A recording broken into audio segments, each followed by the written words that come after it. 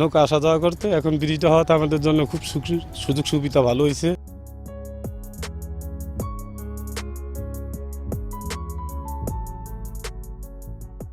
নৌকার জন্য এখানে আধা ঘন্টা বসে থাকতে হইতো, আমরা 2 মিনিটেই ফারাফার হইতে পারতেছি।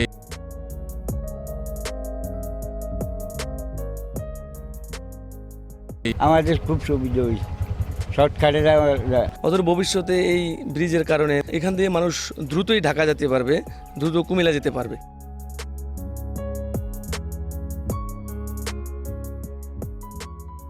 এখন আমরা সহজেই যেই কোনো কাজ এপারে এসে করতে পারি।